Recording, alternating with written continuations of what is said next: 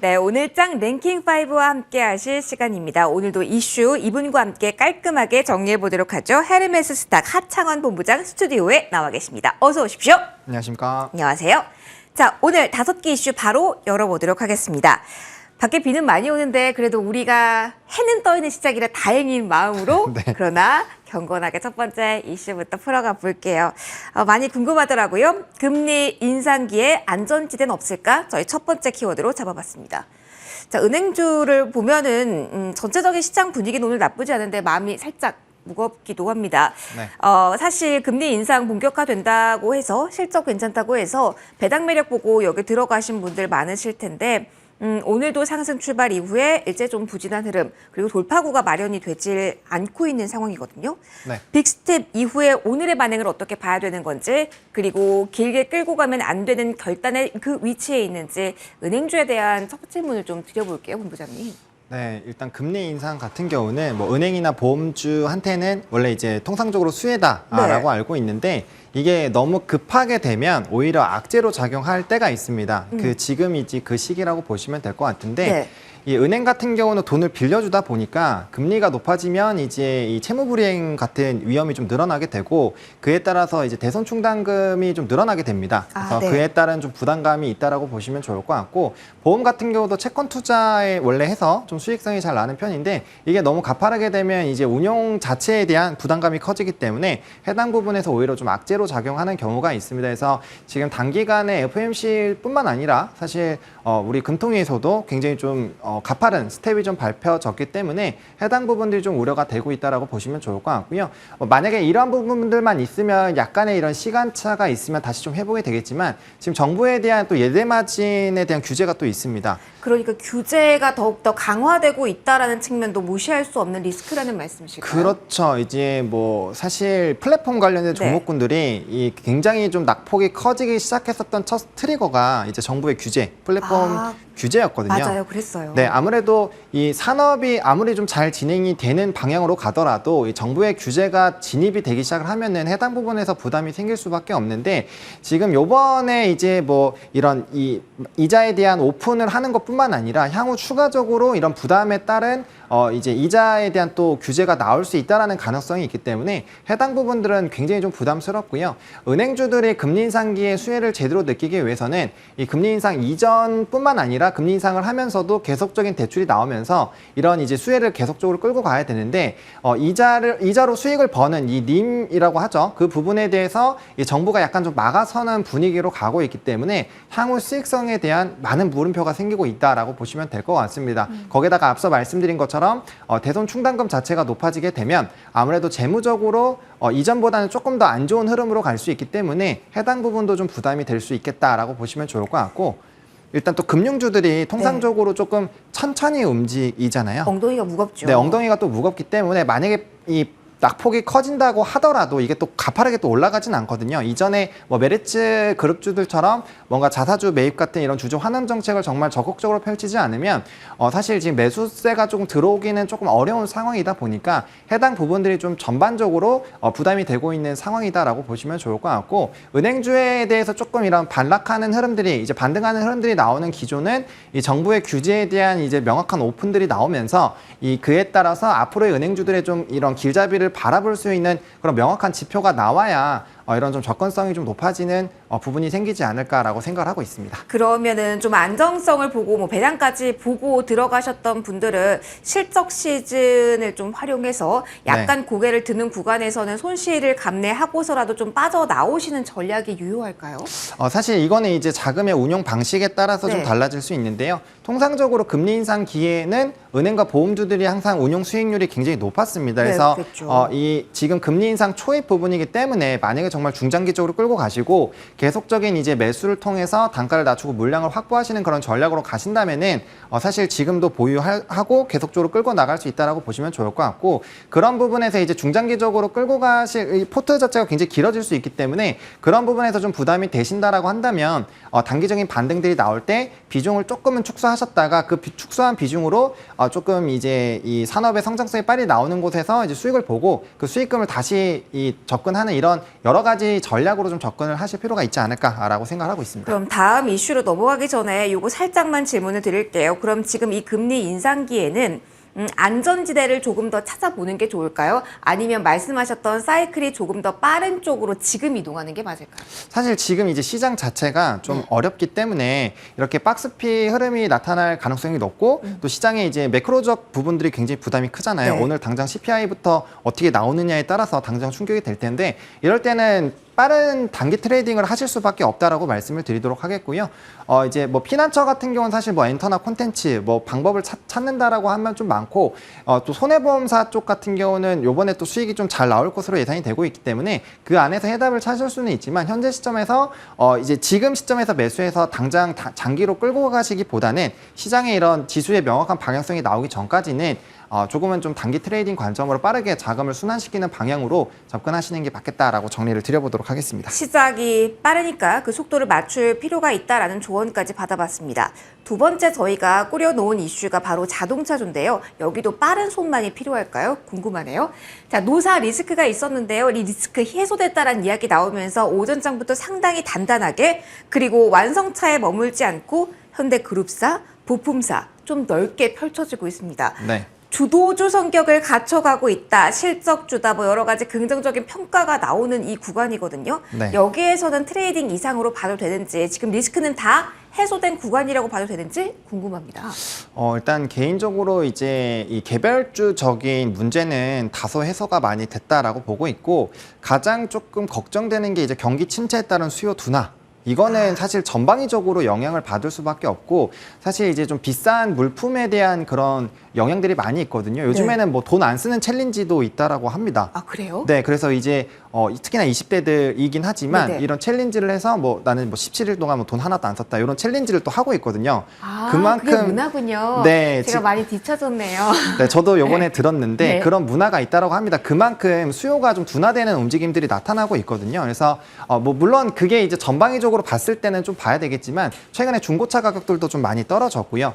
물론 이제 자동차 섹터에서는 이제 반도체 부품 완화에 대한 시그널들이 좀 나오고 있고 그에 따라서 이제 신차에 대한 효과가 많이 나타날 것으로 예상이 되고 있지만 그런 경기 침체에 대한 이런 강타가 전 세계적으로 좀 나타나고 있기 때문에 해당 부분에서의 조금 흐름들은 체크를 해보실 필요가 있다라고 보시면 좋을 것 같고요. 앞서 말씀드린 것처럼 지금 노사 문제가 해결이 됐고 또 신차에 대한 부분들의 긍정적인 시각들 그리고 이제 이 앞서 말씀드린 반도체 부품에 대한 이런 완화 흐름들이 나오다 보니까 이제 출하량 자체도 좀 늘어나는 부분들 그래서 과거에 수요만 있었던 것들을 이제 출하량으로 좀 나갈 수 있는 이런 기대감이 확대가 됐기 때문에 그런 부분에서는 상당 부분도 긍정적일 수 있겠고요. 또 무엇보다 자동차 섹터는 이제 2차 전지 전기차 네. 쪽을 가지고 있기 때문에 뭐 중장기 성장에 대한 기대감은 분명 나타날 것입니다. 다만 이번에 경기 침체가 자동차 지금 실적적인 부분에서 긍정적으로 얘기가 되고 있는데 이번 분기뿐만 아니라 그 다음 분기 계속적으로도 실적이 좋아져야 이런 펀더멘털이 개선이 되는데 이런 경기 침체에 대한 부분들이 자동차 섹터에 영향을 안 줄 수는 없기 때문에 그렇죠. 그 부분을 조금 체크해 보시면서 접근을 해보시면 좋겠다라고 정리를 드려보도록 하겠습니다. 이번에 나오는 실적뿐만이 아니라 가이던스도 상당히 중요할 것 같네요.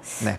그리고 하나 더 저희가 일정이 있어서 같이 질문을 드리면 모토쇼가 4년 만에 문을 네. 연다고 합니다. 많은 분들이 기대를 하고 계시고 여기서 신차가 공개를 한다고 하니까 이 이벤트를 보고 관련주를 모아가는 자리가 지금 주 후반, 지금 이 위치가 아닐까라는 생각도 하실 것 같거든요. 이 아이디어는 너무 지금 주가가 많은 것을 반영한 상태라서 무리일까요? 아니면 탄력성이 추가로 나올 수 있는 뉴스일까요? 사실 이제 조금은 제한적이지 않을까라고 생각이 되는 게 부산 모터쇼 자체가 2018년과 비교했을 때 규모 자체가 많이 축소가 됐다라고 합니다. 코로나가 좀 지나기도 했고 그래서 이제 18년도에는 뭐 16개 곳에 이런 완성차 업체들이 좀 참여를 했는데 이번엔 6곳이 참여를 한다라고 합니다. 그래서 규모 자체가 많이 축소가 됐기 때문에 뭐 이 이벤트 자체로서는 사실 큰 부각을 받기는 좀 어려울 것 같고요. 다만 이제 신차가 어떤 것이 나오느냐에 따라서 사실 기대감이 좀 달라질 수 있기 때문에 그 부분을 좀 체크를 해보실 필요가 있다라고 좀 정리를 드려보도록 하겠습니다. 그러면은 경기 침체 우려는 벗어날 수 없지만 자동차주 이 자체에 대해서는 긍정적인 시각을 저희 공유해 주신 것 같은데 네. 신규로라도 만약에 들어갈 고민을 하고 계시는 분들은 어떤 타이밍을 노리시면 좋을까요? 만약에 그런 성격을 갖추고 있다고 가정을 한다면요. 네, 나왔을 때마다 항상 시장을 말씀드릴 때 이제 7월 FOMC까지는 좀 확인을 해보자라고 말씀을 드렸습니다. 그 이유가 뭐냐면 어쨌든 자동차 섹터는 대형주에 속할 수밖에 없고 외국인들과 기관의 수급 이탈에 좀 영향을 많이 받을 수밖에 없기 때문에 네. 지금 요번에 빅스텝을 했고 이제 FOMC에서 어떠한 결과를 하느냐에 따라서 이 한미 금리차 그리고 최근에 이제 환율이 고환율 흐름들이 유지가 되고 있기 때문에 환차손에 대한 되게 굉장히 좀 부담감이 크거든요. 그래서 그런 것들을 확인을 하시고 나면은 저는 분할로는 충분히 자동차주는 접근이 가능하다라고 보고 있는 상황입니다. 알겠습니다. 자동차주 정리해봤고요. 다음은 IT에 대한 이야기를 해볼 겁니다. 역시 경기 침체 우려에서 자유로울 수 없는 섹터기도 한데요. 네. 자, 지금 호재, 악재 맞물려 있는 상황입니다. 일단 여기서부터 시작을 해보겠습니다. SK 하이닉스요. 네. 사실은 오늘 잘 가고 있는데 실이 약간 아리송합니다. 그 정전 관련 뉴스는 8일인데 오늘 왜 이렇게 갑자기 소화가 되면서 부각이 되는지가 모르겠고 네. 그리고 리포트 내용 오늘 많이 보셨겠지만 보시면은 하반기는 안 좋다. 그래 사이클이 오면서 이제 내년엔 좋아진다라는 이야기였는데 왜 이렇게 멀리 보고 그리고 뒤에 있는 뉴스를 끌어다가 오늘 이렇게 호재성에 집중하는 건지 궁금합니다. 이 분위기를 어떻게 봐야 됩니까? 사실 조금 이유를 찾았다라고 보는 게 맞을 것 같습니다. 그러니까 반도체가 지금 싼 것은 틀림없습니다. 지금 하이닉스도 그렇고 네. 이 삼성전자도 그렇고 뭐 밸류적인 측면으로 보면 가격적으로는 정말 매력적인데 사실 이제 디램이라든지 낸드 플래시에 대한 이런 전망 자체가 좀 둔화가 되고 있죠. 아무래도 PC라든지 스마트폰에 대한 수요 둔화 흐름들이 나타나고 있고 그러한 부분들이 좀 영향을 줄 것이다라는 얘기들이 나오고 있는 상황이다 보니까 부담감은 있는 상황인데 제가 한 3주 전쯤에 삼성전자 실적 얘기 나왔을 때 네. 삼성전자의 실적은 뚜껑을 열어봐야 안다라고 말씀을 드렸고 역시나 실적이 나쁘지 않게 나왔습니다. 그래서 업황에 대한 부분들은 항상 좀 안 좋은 얘기들이 많이 나오고 있는데 반도체 섹터는 우리가 이제 살면서 계속적인 고부가 산업이 확대가 될 것이기 때문에 저는 계속적으로 반도체 산업은 성장할 수밖에 없다라고 보고 있거든요. 그래서 이제 지금부터는 이 삼성전자랑 하이닉스를 안 좋게만 볼 게 아니라 네. 얼마나 이제 내가 싸게 매물을 모을 것이냐 이거에 대해서 좀 고민을 해보실 필요가 있고요. 이전과 똑같이 말씀을 드릴 수가 있는 게 지금 삼성전자나 하이닉스 같은 경우는 반도체 업황보다는 지금 시장 전체적인 흐름이 더 영향이 큽니다. 아무래도 수급적으로요? 그렇죠. 네, 시가총액 상위 종목이기 때문에 네. 어쩔 수 없죠. 그래서 앞서 말씀드린 것처럼 이런 이제 환차손에 따른 외국인 수급 이탈이 나올 수 있는 요인들이 해소가 되면 우리나라 증시는 빠르게 좀 회복이 될 것으로 예상이 되고 있고요. 그런 국면이 되면 이제 외국인 기관 먼저 들어오고 개인들이 따라서 들어와 줄 것이기 때문에 단기적인 반등이 굉장히 강하게 나올 수가 있습니다. 그래서 그런 부분들을 좀 노리시고 일단 그런 접근으로 일단 1차적으로 접근해 보시고 만약에 반도체 쪽으로 계속적으로 끌고 가보시겠다라고 한다면 정말 이제 중장기적으로 네. 보고 투자하면 반도체는 불패라고 생각을 하고 있거든요. 아, 불패. 네, 과거부터 사실 반도체 산업은 계속 커졌고 뭐 액면 분할이나 이런 것들에서 단기적인 좀 조정은 있었지만 네. 계속적으로 성장할 수밖에 없고 앞으로 뭐 우주라든지 뭐 여러 가지 산업을 보시면 전부 다 반도체가 들어갈 수밖에 없습니다. 그래서 그런 부분으로 보게 됐을 때 중장기적으로 정말 장기적인 관점으로 봤을 때 가격적인 부분에서 이제 밸류적인 부분에서 매력도가 있는 지금 가격대이기 때문에 충분히 접근은 가능하다라고 좀 정리를 드려보도록 하겠습니다. 그러나 단기적보다는 시간의 여유를 가지고 접근해야 된다라는 이야기까지 해주셨습니다. 네. 저희 네 번째로 넘어가도록 할게요. 저희 유가 관련 플레이가 나왔던 종목들의 흐름 연이어서 체크를 해볼 텐데요. 첫 번째로는 저희 볼 게 조선 정유 쪽입니다. 지금 유가의 큰 폭의 하락세가 반가울 리 없는 섹터입니다. 일단 조선주도 연일 좀 이번 초반부터 내림세를 지금 쭉 저점 부근까지 내려가지 않을까라는 우려를 지금 갖게 하는 그 초입일까 이런 생각도 많이들 하실 것 같아요. 네. 어떻게 봐야 됩니까? 최근의 상황을 일단 사우디 관련 이벤트를 보고 관련주에 대한 대응책을 마련해야 될지 아니면 지금 급등해서 쉬어갈 때 어느 정도 결단을 내리는 게 필요할지 궁금하네요. 사실 저는 사우디 방문에 따른 공급의 증가에 무게를 두는 것보다 네. 지금 이 유가 같은 경우는 수요가 얼마나 둔화를 되는지 그 부분을 좀 더 보셔야 되지 않을까 보고 있습니다. 그러니까 공급에 대한 부분들은 사실 제한적이라고 보고 있고요. 지금 이제 수요가 감소를 하면서 이제 유가에 대한 이런 가격이 하락을 하고 있기 때문에 공급적인 부분에서 사실 그렇게 크게 늘어나기는 좀 어렵다라고 보고 있고 사우디 쪽에서도 적극적으로 물량을 늘리는 방향으로 하지 않을 거라고 저는 생각을 하고 있습니다. 그래서 그런 관점에서 봤을 때 결국에 유가가 떨어지는 이유도 경기 침체에 따른 이제 수요 둔화의 영향이 있을 수밖에 없겠죠. 왜냐하면 석유화학 제품이 거의 우리 눈앞에 보이는 거의 모든 거에 다 들어간다고 보시면 되는데 네. 아무래도 지금 앞서 말씀드린 것처럼 이런 수요가 둔화가 되면 자연스럽게 이제 유가에 대한 가격도 이 매력도가 떨어질 수밖에 없습니다. 그래서 경기 침체에 대한 부분에 좀 영향이 있는 상황인데 사실 이제 여기서 또 체크를 해봐야 되는 게 지금 여름 시기이기 때문에 에너지에 대한 이런 수요가 굉장히 많이 늘어날 수 있는 시기거든요. 그렇죠. 그래서 그에 따라 이제 공급난이 어떻게 이제 엮여지는지에 따라서 약간의 좀 차이는 있을 수 있을 것 같고요. 일단은 유가는 단기적으로는 좀 조정이 받을 수 있지만 중장기적으로는 다시 한번 좀 시세를 분출할 수 있다라는 관점에서 봤을 때 조선 같은 경우는 이 탄소 배출이라든지 이런 LNG선에 대한 이런 수요도가 많았죠. 최근에 이제 이 러시아의 가스에 대한 이런 에너지 무기화가 있었기 네. 때문에 해당 부분에서는 상당 부분 좀 긍정적이다라고 보고 있고 카타르라든지 모잠비크에 대한 이런 대규모 또 수주가 앞두고 있는 상황이고 이미 수주 잔고들을 많이 채웠기 때문에 이게 점진적으로 재무적으로 넘어오는 부분들을 좀 체크를 해보게 됐을 때 조선주는 그래도 좀 괜찮지 않을까라고 보고 있고요. 정유주 같은 경우는 정제 마진 자체에 대한 기대감이 워낙 컸었고 네. 저점 대비돼서 좀 올라갔습니다. 그래서 지금 시점에서는 조금은 보수적으로 보시는 게 맞지 않을까라고 보고 있는 상황입니다. 그러면은 조선주는 조금 더 끌고 가도 된다. 그리고 정유주는 지금 좀 비중을 축소해야 된다로 정리를 해야 될까요? 네. 알겠습니다. 그러면은 유가 관련해서 움직이는 종목들 조선, 정유 나눠서 저희 살펴봤습니다.